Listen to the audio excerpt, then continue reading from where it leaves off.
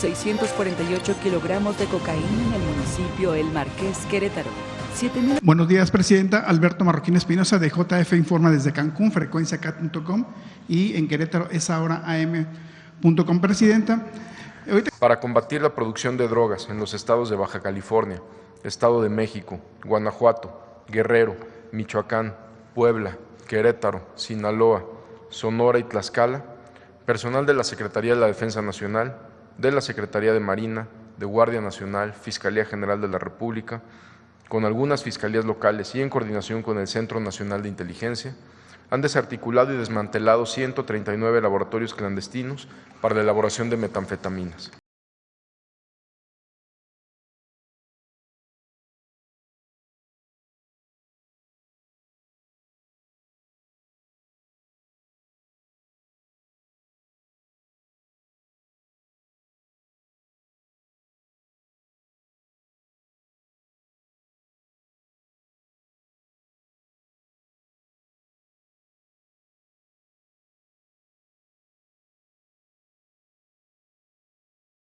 $868,905 cartuchos, 452 granadas, 7,385 vehículos, 1,197 kilogramos y 738,970 pastillas de fentanilo, 34,388 kilogramos de metanfetamina, 31,978 kilogramos de cocaína y 24,946 kilogramos de marihuana.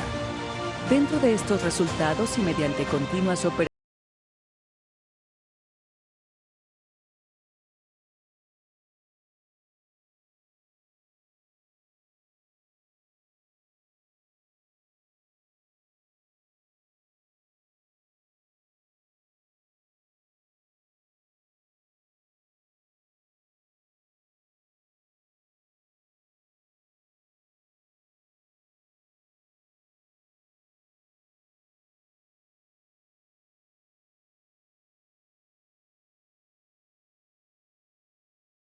Objetivos prioritarios: Juan Carlos N., Tomás N., Jesús Daniel N., Héctor Abel N., Carlos N., Daniel Eduardo N., Milton Vladimir N.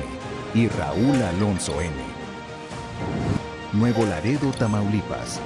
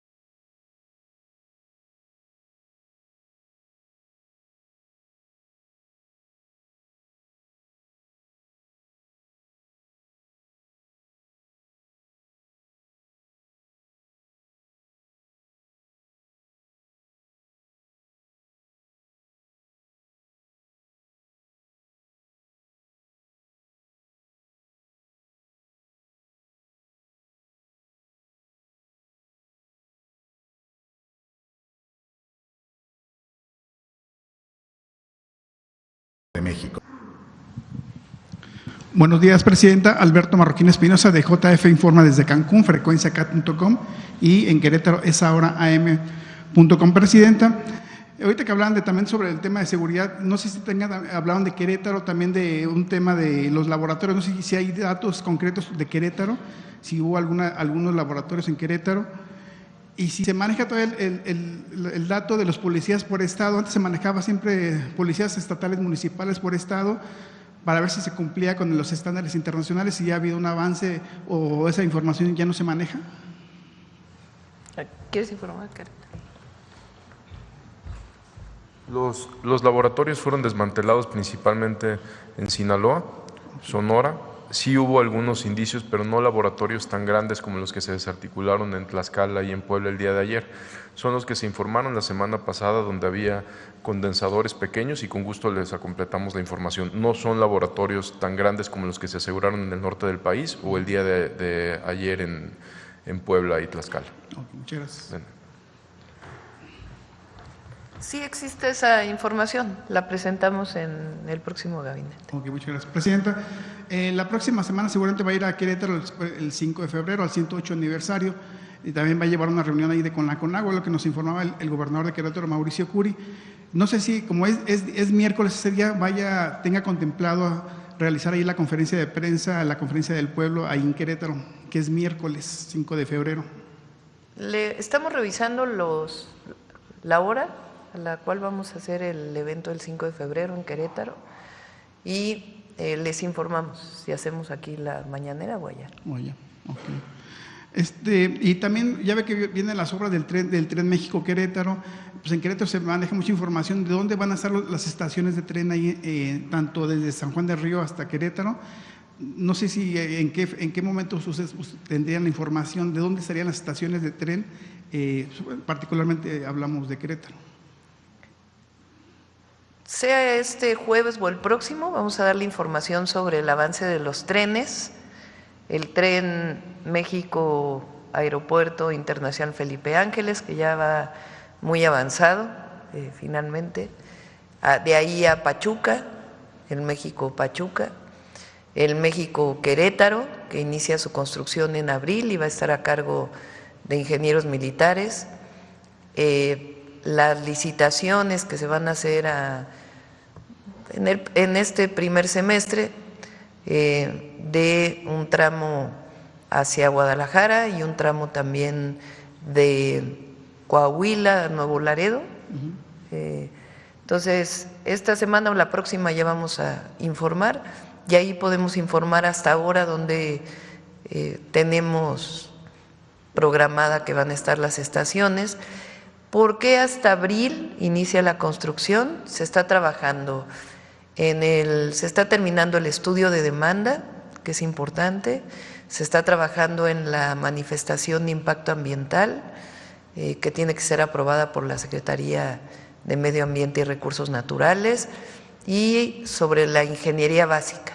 Entonces, en abril damos ya el banderazo para México Querétaro, para México Pachuca y para las licitaciones de, creo que es a Guadalajara, bueno, una parte que va hacia Guadalajara y la otra a Coahuila, Nuevo Laredo. Ok, muchas gracias. Presidenta, ya ve que la semana antepasada ya hablaba aquí Martí Batres sobre las nuevas reformas a la ley del ISSSTE, y hablamos sobre en específico del punto 25, que hablaba de las aportaciones de los funcionarios del gobierno federal, en este caso en particular de los mandos medios que trabajan en todas las secretarías de los estados. Ahí me surgió una duda porque se hablaba de un salario integrado para la aportación para la salud de los trabajadores, ¿no? Donde va a haber una mayor aportación, porque si se incluye el salario integrado, ahí ese concepto no existe actualmente en los manuales de salarios, ¿no? Normalmente es sueldo base más compensación garantizada. Y aquí la duda es que si ese salario o ese salario integrado, que tendría que ser sueldo base más compensación garantizada, también se va a incluir en lo que es la jubilación de esos mandos, porque obviamente pues, van a dar una aportación mayor, entonces debería ser como que acorde a otra jubilación. Normalmente un mando medio se jubila con menos de 10,000 pesos como jubilación. Incluso hasta se llegan a jubilar hasta con menos salario que sus subordinados. Por eso se hablaba históricamente a lo mejor de lo que es el elefante reumático. Normalmente en las secretarías de Estado hay mucho personal con más de 30 años de trabajo. No se quieren jubilar porque obviamente si están ganando a lo mejor arriba de 20,000, 50,000 pesos, pues se van a terminar jubilando con menos de 10,000 pesos. Entonces es complicado a veces para esa gente llegar a jubilarse, ¿no? Entonces, no sé si se podría aclarar ese punto de que si se va a incluir o no, o cómo está contemplado la ley, ¿no? En ese punto. Solamente es para ampliar los servicios de salud. Como bien se explicó aquí, por ejemplo, el salario de la presidenta tiene una parte de un salario base, digamos, Sí. y luego tiene un complemento. Lo que me descuentan a mí del ISSSTE solamente es sobre el salario base. ¿Cuánto descuentan? Casi 8% del salario. ¿En qué consiste ese 8%? Cerca de 2.7%, si mal no me equivoco, para salud. Y el resto tiene que ver con jubilaciones y otras prestaciones, como por ejemplo FOVISSSTE. Así está en todos los trabajadores del Estado. ¿Qué fue lo que plantearon aquí que consideramos y evaluamos? Que en la parte de la compensación se descuente lo que corresponde a salud, de tal manera que solo sería el 2.7% y no contribuiría a la jubilación, sino solamente se mantiene lo de la jubilación respecto al salario base. ¿Cuánto aportarían los trabajadores que ganan, que somos los que más ganamos como trabajadores del Estado? Pues nada más el 2.7% de ese adicional que estamos recibiendo. ¿Cuánto aporta el gobierno o cuánto se va a recaudar de esa parte? Alrededor de 2.500 millones de pesos. ¿Cuánto aportaría el gobierno federal adicional para poder completar? Alrededor de 10.000 millones de pesos que se requieren para mejorar las condiciones laborales y los salarios de los trabajadores de la salud del ISSSTE, alrededor de 7.500 millones de pesos. ¿De dónde va a venir este recurso? De los fideicomisos del Poder Judicial, porque finalmente son recursos que van dirigidos a todos los trabajadores del Estado. ¿Qué vamos a lograr con esto? Pues mejores servicios de salud del ISSSTE. Entonces, que estén mejor los centros de salud, que estén mejor los hospitales y sobre todo que los trabajadores de la salud del ISSSTE puedan tener mejores condiciones laborales y por lo tanto puedan dar pues una mejor atención a todos los afiliados. ¿Qué más va a haber para el ISSSTE? Pues el programa La Clínica es Nuestra, que este año va a permitir que los centros de salud, la atención primaria de la salud, pueda tener una mejora sustantiva en términos del mantenimiento menor, del equipamiento de todos los centros de salud. Entonces, eso es lo que está contenido en la ley del ISSSTE. ¿Qué más está contenido en la ley del ISSSTE? Todo lo que presentó Yabneli el día de ayer relacionado con el FOVISSSTE. Hay muchísima queja y con toda la razón de trabajadores del Estado que tienen deudas con el FOVISSSTE que son impagables, que van a jubilarse y van a seguir pagando, y es totalmente injusto. Entonces, lo que queremos es hacer quitas, hacer descuentos, congelar mensualidades, e incluso aquellos que en términos reales ya pagaron el doble de lo que costó su vivienda, ya darles directamente la escritura de su vivienda. Entonces, todo eso viene contenido en la nueva ley del ISSSTE o en la ley del ISSSTE, porque nueva ley del ISSSTE creo que se usaba en el pasado neoliberal, en la ley del ISSSTE, en la recuperación de los derechos sociales de la ley del ISSSTE, y también que el FOVISSSTE pueda construir vivienda de nuevo, porque ahora solamente funciona como créditos, y que también pueda haber créditos para la autoconstrucción. Todo eso viene, probablemente la próxima semana estemos enviando esta ley, que es para beneficio de todas y todos los trabajadores del Estado. Muchas gracias. Presidente, también aquí es un tema nada más de que piden su apoyo para que la Fiscalía del Estado de Querétaro no congele una denuncia por negligencia médica de un hospital particular denominado Centro Médico Juríca, y ya que en ese Centro Médico de Juríca operaron un niño por una operación menor y terminaron dándole una anestesia general y el niño quedó en estado vegetal. Y el niño sigue sufriendo mucho, tiene como 8 o 9 años el niño. Entonces, nada más piden su apoyo para que realmente descongele o no tengan ahí ese caso en Querétaro la Fiscalía, sin hacer nada, ¿no? Porque la verdad es un caso muy, muy triste de un niño que era normal, uno lo veía jugando fútbol normal y de repente, por una operación menor, terminó. Si aquí tengo todos los datos incluso ya presentó aquí en Atención Ciudadana su queja y pedir el apoyo de su parte en lo que le pudiera corresponder. Sí, de acuerdo. Muchas gracias. Adelante. Vean el periodo de Bill Clinton, el periodo de Barack Obama, el primer periodo de Donald Trump, el periodo de Joe Biden. Esto es de mexicanos. Y también durante este periodo también ha habido recepción de personas de otras nacionalidades en el marco de nuestras políticas.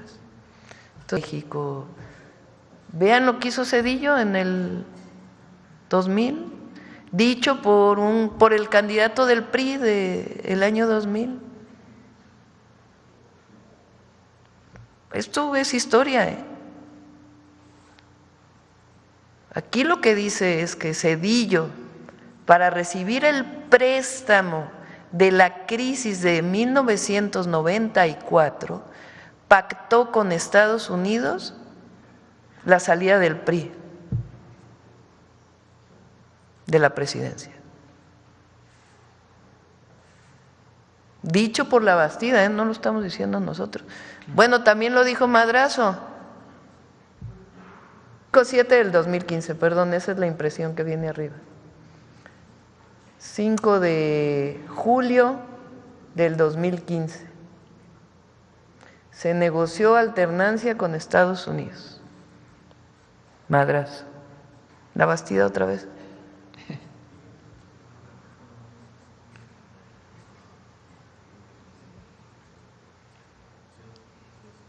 La razón principal podría ser esta.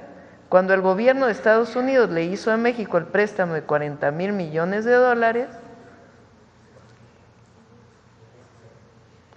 para afrontar la crisis desatada por el, entre comillas, error de diciembre, negociación que el presidente Zedillo gestionó personalmente, así como la venta de los ferrocarriles, también la gestionó personalmente, donde después se fue a trabajar. Se le demandó el compromiso de propiciar la transición democrática y que para ello el PRI dejara de gobernar y él entregará la presidencia a la oposición. Tal vez ahí nació el PRIAN, ¿no? O antes, pero por lo menos ahí. Y finalmente… Y estos son los que dicen los que hoy hablan de que ¿cómo es posible que hayamos aceptado? Nosotros somos un gobierno humanista. Buenos días. La semana pasada, y fue dado a conocer en su momento, el Departamento de Justicia de los Estados Unidos sacó una información respecto a cómo estamos coordinados. El trabajo que se estaba haciendo en la frontera de Nogales y en toda la zona de Arizona, donde el gobierno de los Estados Unidos la semana pasada, el viernes, dio a conocer el éxito de un trabajo coordinado que la parte mexicana, nosotros pudimos detener y procesar a 2 personas y obtener también una buena cantidad de armas de alto poder, mientras con esa misma información el Departamento de Justicia de los Estados Unidos lograba detener a 6 personas más y procesarlas. Ese trabajo de coordinación al que se ha referido la señora presidenta se hace todos los días de manera permanente y nosotros lo hemos dado a conocer y forma parte de esto, de lo que usted está preguntando concretamente. Muchas gracias. Es la protesta por la corrupción. Bueno, no protesta, ¿cómo se dice? A ver, la manifestación para que siga la corrupción. Eso fue lo que se manifestó el PAN ahí en el Infonavit. Se hicieron una protesta en el Infonavit para defender la corrupción. porque dicen que los trabajadores y que… Entonces, ¿está bien que se sigan manifestando? O sea, del cártel inmobiliario a la defensa de la corrupción en el Infonavit.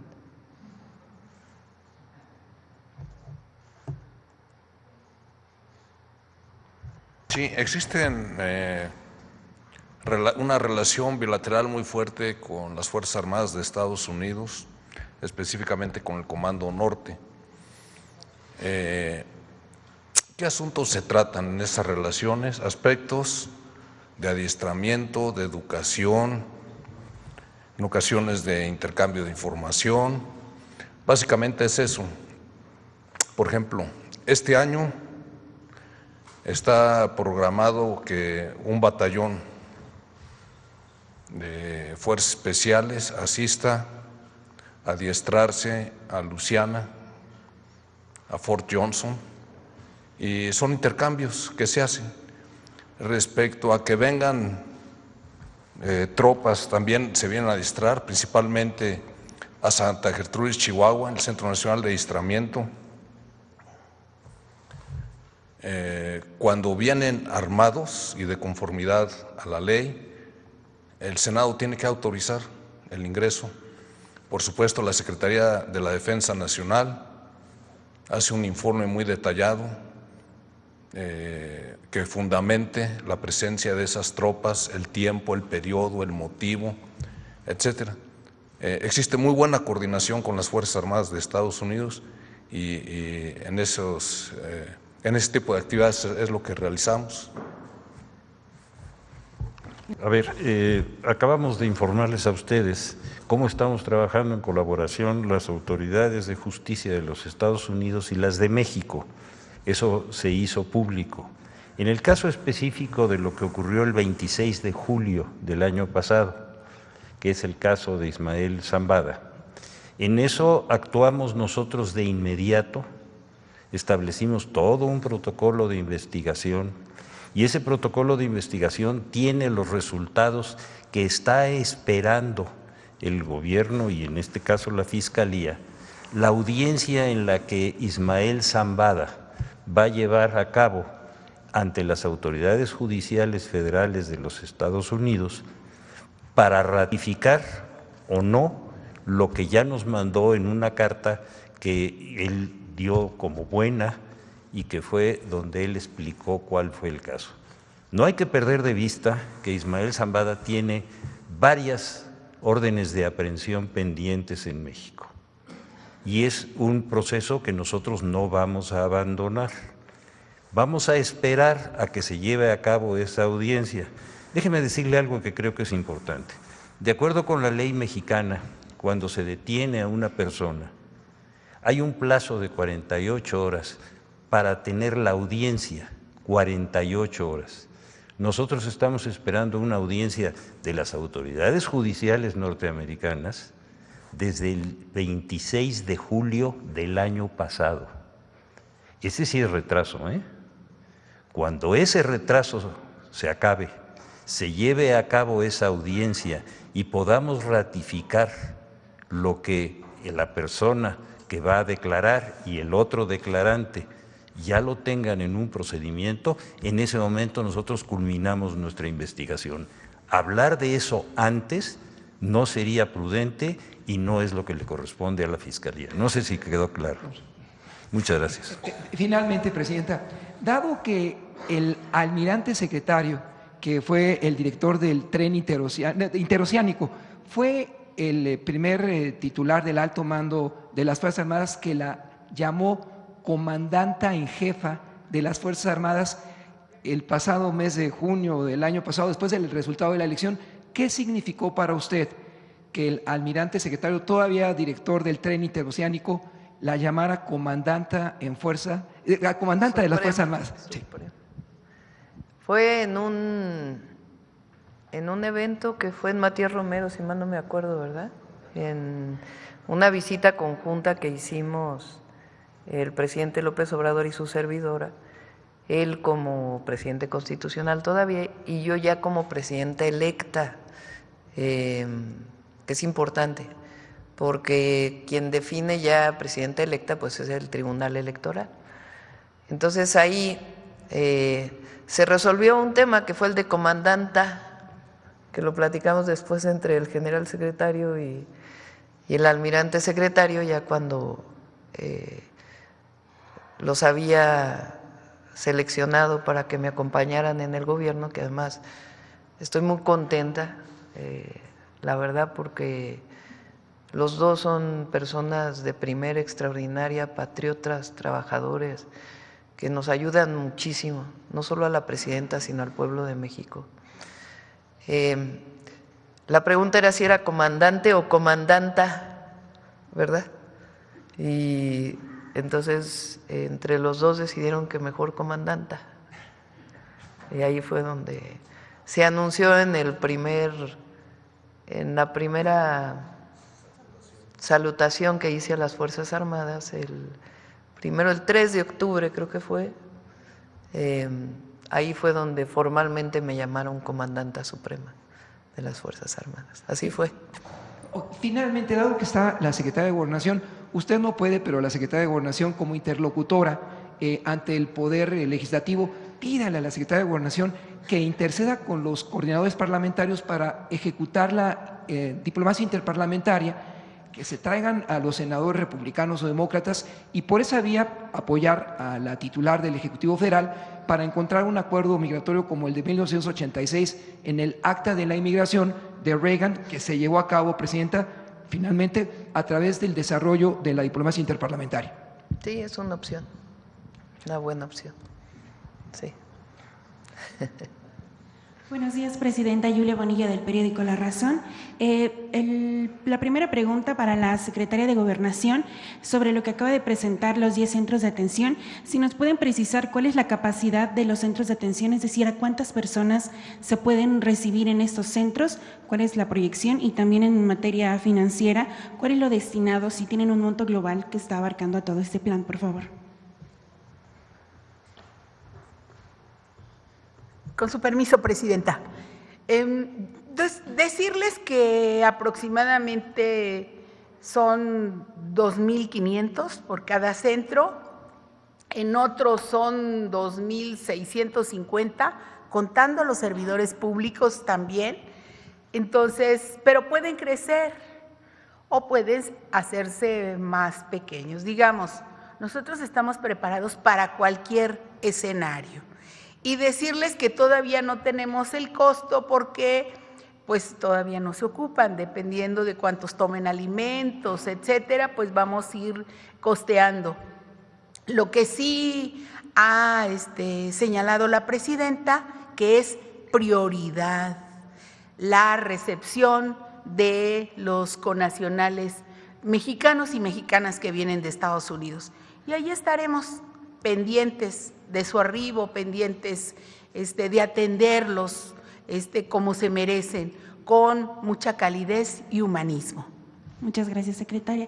La segunda pregunta, también sobre tema de migración. Ayer medios y propias autoridades estadounidenses reportaban un presunto ataque armado por parte del crimen organizado del lado de México hacia la patrulla fronteriza. Saber si tienen información al respecto, si hay alguna investigación, por favor. Sí. Lo tratamos en el Gabinete de Seguridad hoy en la mañana. Lo primero, antes de hacer cualquier cosa, pues es solicitar la información al gobierno de los Estados Unidos de por qué, si realmente hay este tema o no. Salió en varios medios, salió hoy también en Reforma, que por cierto no tendrían por qué sacar el encabezado que sacaron sin una información mayor.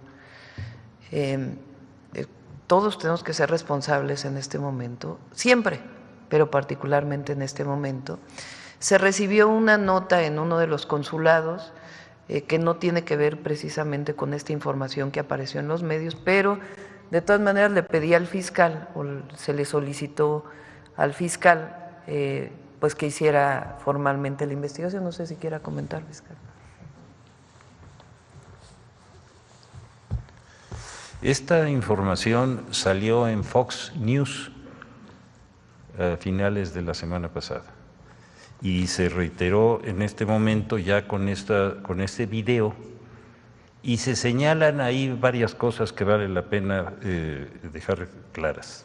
Primero, que hubo una serie de disparos, que esos disparos se dieron en la línea fronteriza donde está el río, que no hay personas heridas y que parece que hay dos ámbitos que hay que investigar. Uno, quienes realizaron, si es que lo hicieron, esos disparos, y segundo, los movimientos de los migrantes. Son dos cosas totalmente distintas. Habiendo tantas dudas sobre eso, lo que la señora presidenta determinó es que la Secretaría de Relaciones Exteriores, a través de los conductos diplomáticos, haga las solicitudes de información correspondientes, y nosotros por nuestra cuenta ya comenzamos a hacer un requerimiento formal sobre si hay algún hecho delictivo que el gobierno americano tenga sobre este caso. Yo creo que adelantarnos a dar una respuesta antes de tener esta información no sería correcto. Entonces lo que vamos a hacer es esperar a que llegue esta información y en cuanto llegue la daremos a conocer. Pero es una información de Fox News y de ahí se derivó. No sé si queda claro. Queda claro. Y preguntar si a raíz de esto, de manera preventiva, ¿se hizo algún tipo de despliegue especial de elementos de seguridad en la zona? No se puede hacer absolutamente nada mientras no se tenga una ratificación de si efectivamente hay una denuncia por parte de autoridades norteamericanas que nos ameriten iniciar la investigación, y eso es lo que de inmediato se hizo y lo vamos a tener, yo creo que en un plazo muy corto. Nada más para precisar. Efectivamente, no se producen rieles en México. Normalmente se importan tanto de Europa como de Asia. Aquí tendría que ver en el Plan México los empresarios, si les es rentable, de acuerdo al tamaño de nuestra red ferroviaria, si es rentable seguir fabricando para el reemplazo de estas vías o para las vías nuevas. Pero no depende tanto de que se imponga una fabricación, sino que sean los empresarios los que determinen si es rentable para ellos. No es tan inocente nada más cambiarle nombre al Golfo de México, sino tiene que ver con la explotación de petróleo. Es donde dice la plataforma continental. Ahí está. Dice, tomar todas las medidas apropiadas para cambiar el nombre de Golfo de América al área de la plataforma continental de los Estados Unidos. Es muy importante porque eso es lo que firmó. La plataforma continental de los Estados Unidos. Entonces no especulemos más. Esto es lo que está firmado